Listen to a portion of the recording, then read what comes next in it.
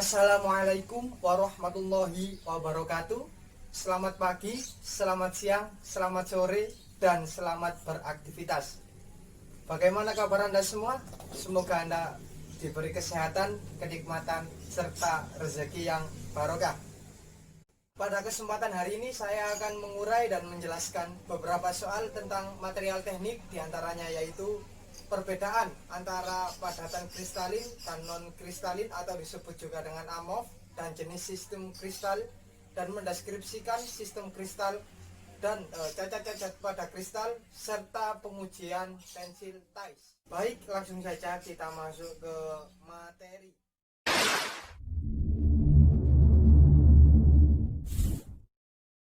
Yang pertama kita jelaskan tentang nomor 1, perbedaan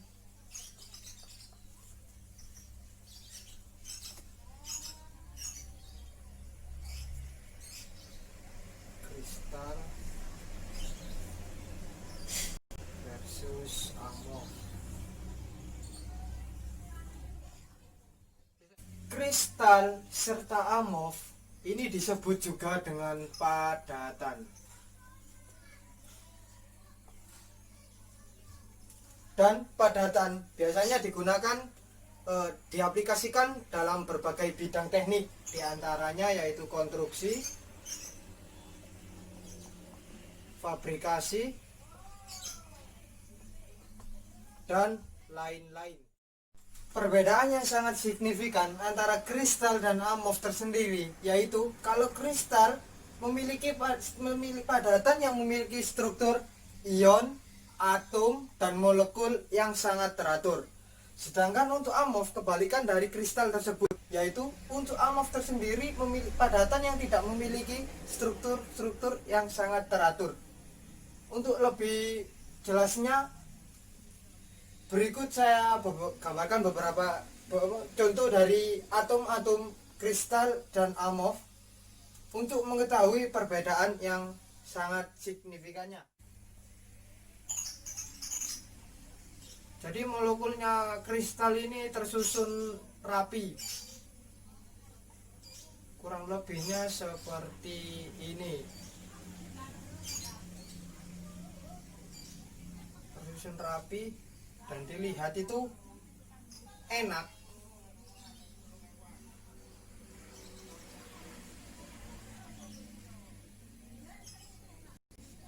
Nah, tersusun rapi.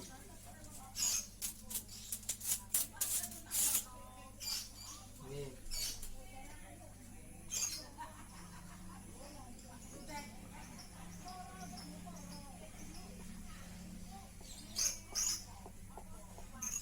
Nah, sedangkan kalau yang amorf tersendiri itu kebalikan dari kristal. Jadi bentuk molekul tidak keteraturannya itu tidak seperti kristal. Contohnya kurang lebih seperti ini.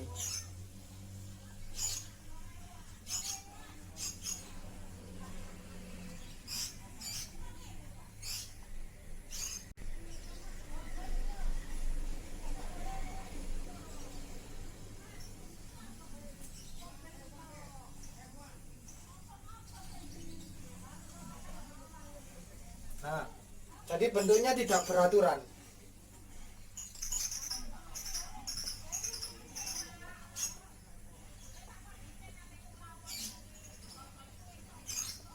Ini untuk perbedaan yang sangat signifikan. Ada juga contoh dari kristal dan amorf tersendiri, yaitu kristal diantaranya yaitu contohnya besi, tembaga, dan lain-lain. Serta untuk amorf tersendiri itu contohnya yaitu gelas, plastik, dan lain-lain.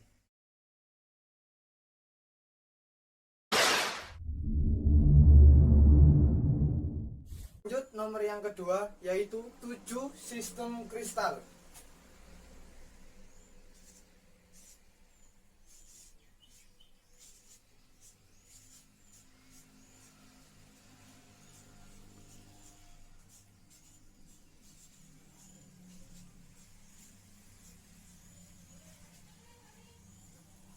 Sistem kristal pada umumnya terdapat 7 jenis, dibedakan dari panjang sisi dan juga sudutnya. Tiap sistem kristal memiliki 6 buah sisi yang berbentuk paralelogram. Jadi paralelogram itu bentuk dari jajar genjang. Nah, kita masuk ke 7 sistem kristal ini. Yang pertama diantaranya adalah yaitu kubus. Jadi kubus ini memiliki semua sisi yang sama, dari A sama dengan B sama dengan C, dan juga delta sama dengan beta sama dengan gamma sama dengan 90 derajat. Jadi semua sisinya itu sama. Dan kubus itu sendiri ini memiliki 2 jenis lagi, yaitu BCC dan FCC dari sistem kristal yang kubus. Dan yang kedua yaitu tetragonal. Nah, tetragonal sendiri itu juga memiliki 6 sisi, yaitu sama, dan jenisnya itu A sama dengan B sama dengan C tidak sama dengan C, dan juga untuk sudut-sudutnya itu alfa sama dengan beta sama dengan gamma sama dengan 90 derajat. Jadi pembedanya di C tersebut. Dan yang ketiga yaitu untuk ortorombik.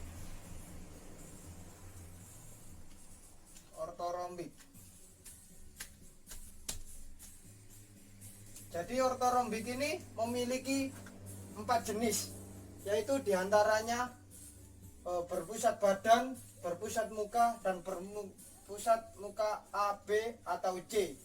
Dan ortorombik tersendiri memiliki sudut yaitu A tidak sama dengan B, tidak sama dengan C, sedangkan untuk sudutnya yaitu alfa sama dengan beta sama dengan gamma sama dengan 90 derajat.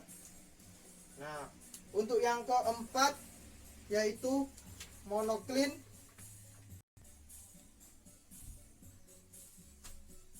Nah, jadi monoklin ini memiliki 1 jenis, yaitu berpusat muka C yang memiliki sudut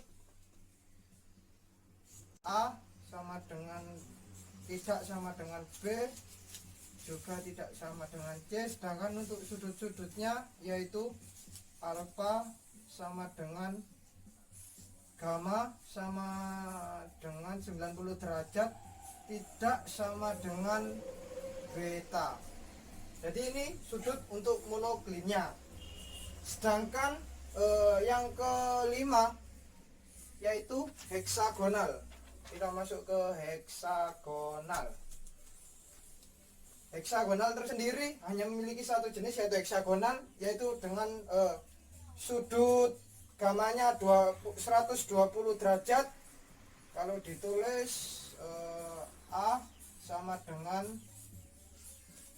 ini sama dengan beta, B biasa bukan, maaf, sama dengan tidak sama dengan C.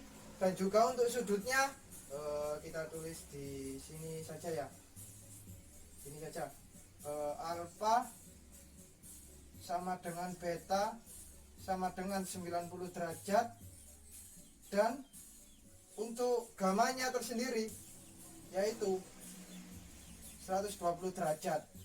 Ini untuk gamanya 120 derajat tersebut. Kemudian kita masuk yang nomor ke-6, yaitu ada rombohedral. Rombohedral ini juga memiliki 1 jenis, yaitu rombohedral ini tersendiri yang memiliki sudut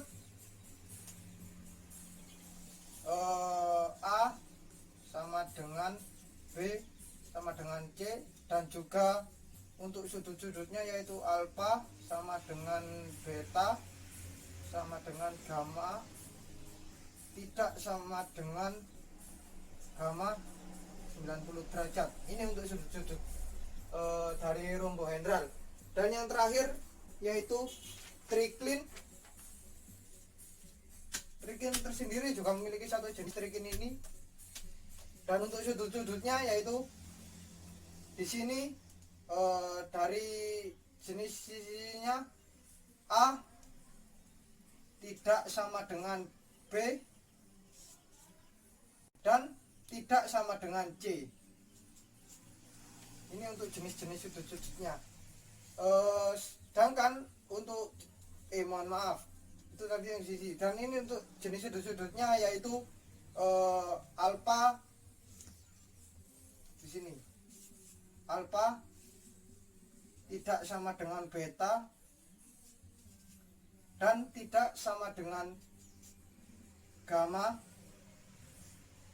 90 derajat. Dan ini untuk sudut-sudutnya. Sekian untuk pembahasan dari 7 sistem kristal.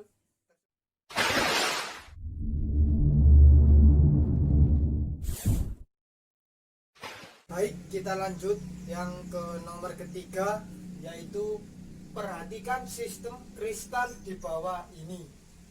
Nah, jadi kita akan mendeskripsikan sistem kristal yang ada gambar tersebut. Yang pertama yaitu gambar tersebut mengikuti kristal apa. Ya, jadi kita amati terlebih dahulu. Jelas ya, sistem gambar tersebut ini mengikuti sistem kristal kubus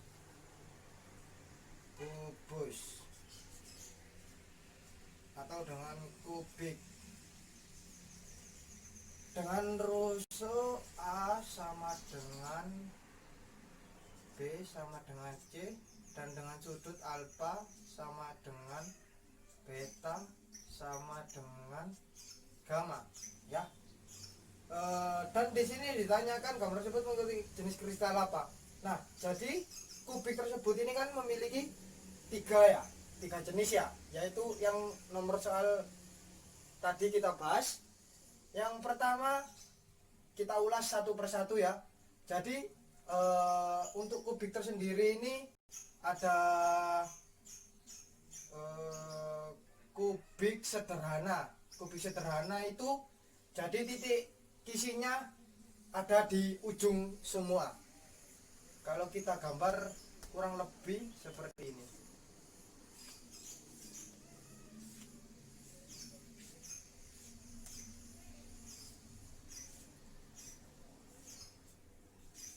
Nah, ini untuk kubik sederhana.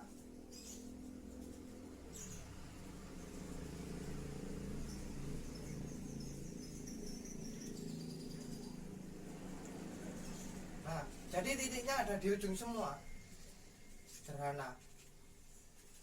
Nah, kalau kita bandingkan dengan gambar yang kita amati dan yang ditanyakan, berarti jauh ya, tidak sesuai ya. Kemudian yang kedua ada body center kubik. Kalau digambarkan kurang lebih seperti ini.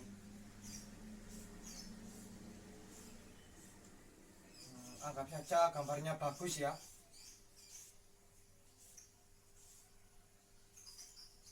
Nah, jadi untuk titik kisinya selain ada di ujung, itu ada juga di tengah-tengah titik kisinya itu. Jadi titik kisinya selain ada di ujung, juga ada di tengah-tengah. Dan kalau kita hubungkan seperti ini. Nah, ada di tengah-tengah. Ini BCC, body center kubik. Nah, kalau kita bandingkan lagi dengan gambar yang disebutkan jauh ya. Coba yang terakhir, jenis terakhir, yaitu fast cubic center FCC. Kalau di gambar seperti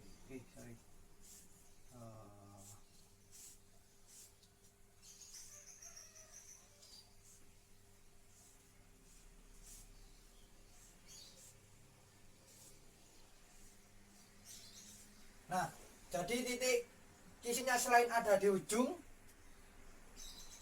juga ada di setiap muka. Itu ciri-ciri dari FCC. Selain titik kisinya selain ada di ujung, juga ada di setiap muka. Jadi ini tampak yang samping, atas, belakang, samping kiri, depan, bawah. Nah, seperti itu.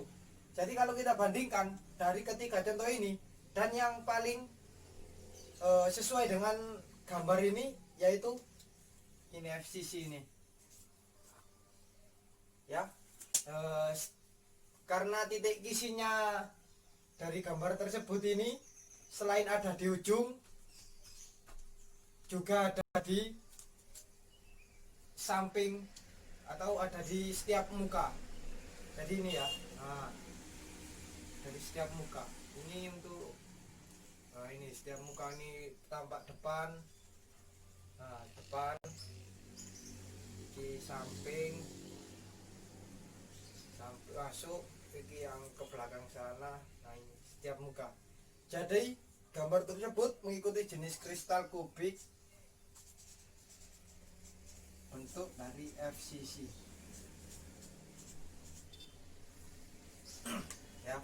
Dan untuk isi ortogonalnya ini kalau kita gambarkan di sini 1 2 pakai speedometer.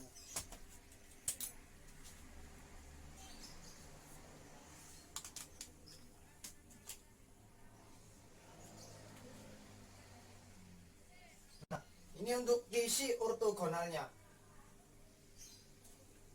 Bisa kita tarik garis seperti itu. Dan untuk sel satuan kristal, sel satuan kristal itu ya ini disebut sel satuan kristal.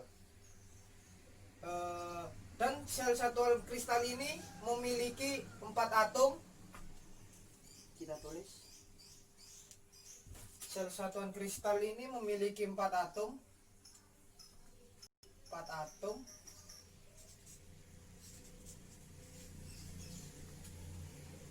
dari 1/8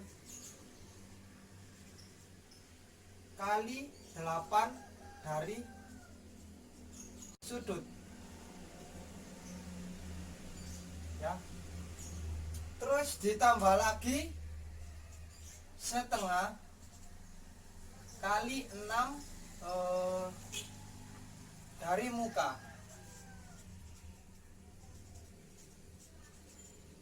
Nah, ini untuk jenis tiap sel satuan yang dimiliki oleh kubus tersebut. Dan untuk yang letak sudut dari alfa, beta, dan juga gamma, itu kan 90 derajat. Jadi untuknya itu sama. Jadi kita taruh 1. Nah, jadi alfa, beta, dan juga gamma. Nah, itu sedikit penjelasan dari sistem kristal yang tertera.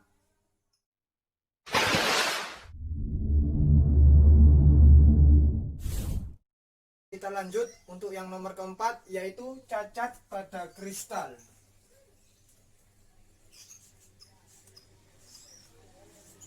Cacat pada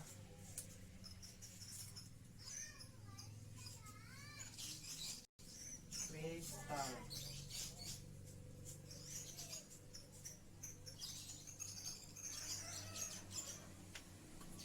Baik, cacat pada kristal ini mengandung jumlah cacat yang sangat besar, yaitu 10 pangkat 4 per mg. Jumlah cacat yang besar ini. Dan jenis untuk cacat pada kristal tersendiri, yaitu untuk yang pertama cacat titik, cacat titik, dan ini cacat titik. Cacat titik ini merupakan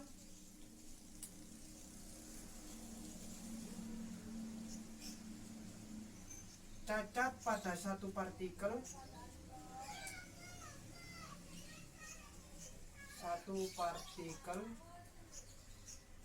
atau titik kecil.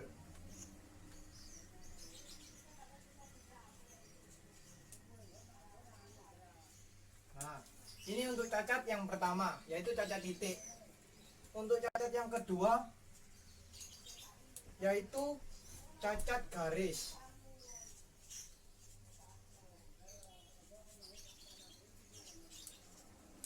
Dan cacat garis ini merupakan cacat pada barisan titik.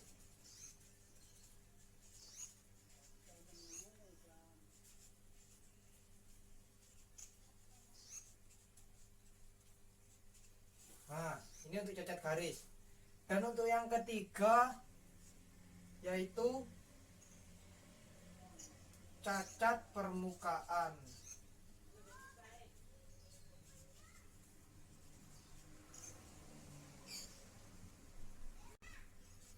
Permukaan ini merupakan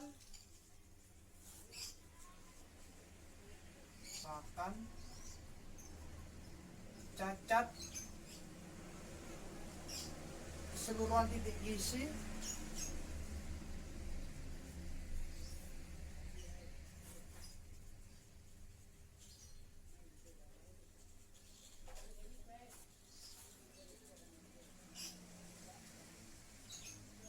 pada seluruh permukaan.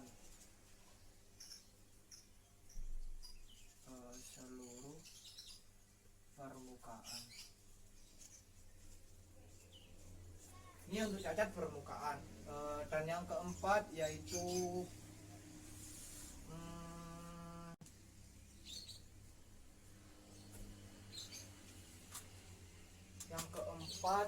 kekosongan.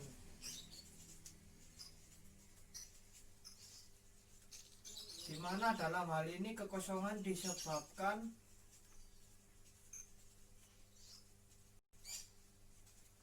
dari hilangnya partikel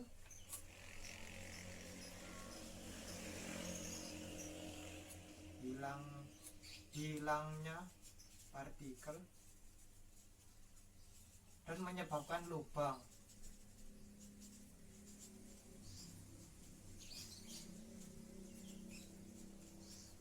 Nah, itu adalah cacat pada kristal, yaitu diantaranya tersebut ada cacat titik, cacat garis, cacat permukaan, dan kekosongan. Nah, di sini ada bentuk kristal pada struktur 2 dimensi, dan kita lihat isi kristal ini mengandung yang pertama yaitu mengandung impuritas substitusional.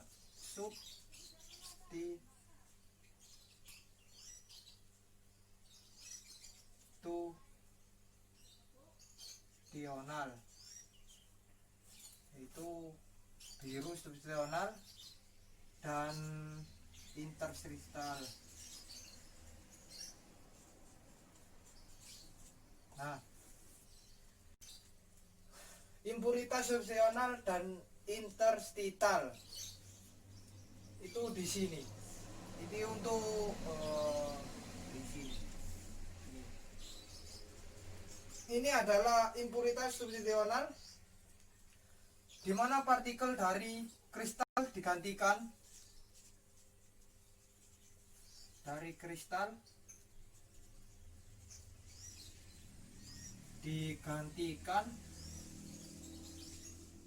oleh senyawa lain.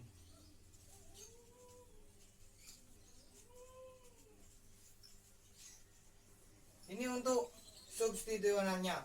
Dan untuk interstialnya itu dari ini. Ini adalah interstial. Interstital. Ini adalah senyawa lebih kecil. Maksud dari interstial ini senyawa lebih kecil, tersusun dari partikel dalam kisi untuk interstialnya. Dan yang kedua, kita lihat di sini ada kekosongan dalam kisi yang hilang.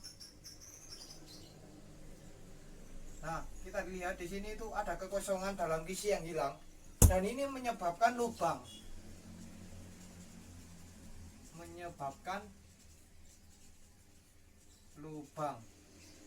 Ini untuk yang kedua. Menyebabkan lubang. Dan yang terakhir ada bentuk contoh dari cacat garis.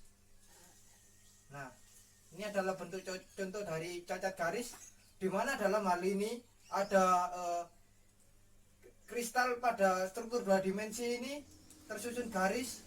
Di sini terlihat jelas. Pertama, untuk kristalnya itu terlihat. Nah, pada waktu tengah-tengah ini kosong. Nah, itu disebut dengan cacat garis. Dan itulah 4 jenis cacat pada kristal. Terima kasih. Keren.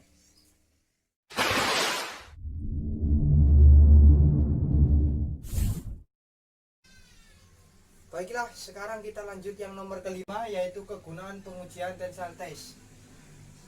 Pengujian tensile test ini disebut juga dengan uji tarik.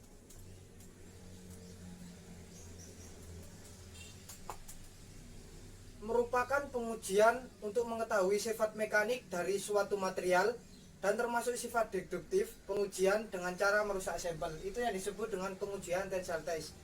Dan kenapa material itu harus diuji? Dan salah satunya itu untuk mengetahui kualitasnya suatu material tersebut. Dan suatu teknisi untuk membuat suatu bangunan itu harus menggunakan suatu material yang sesuai dengan bobotnya. Semisal untuk membangun suatu gedung ini, jadi untuk materialnya itu yang cocok apa dan kualitasnya itu seperti apa, itu adalah kegunaan untuk pengujian. Dan contoh dari pengujian tensile test ini adalah contoh dari pengujian tensile test. Nah, kurang lebih seperti ini. Ini adalah pengujian tersebut.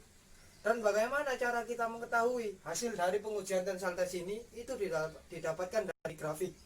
Dan cara penggunaan tensile test ini yaitu dengan cara ini ditarik ke atas dan ke bawah secara bersamaan. Dan itu nanti dihasilkan seperti ini. Nah, dan itu nanti di sebuah grafik, dan itu adalah pengujian tensile test dan sudah mengetahui hasilnya. Dan itu yang didapatkan dari suatu pengujian mekanik tensile test.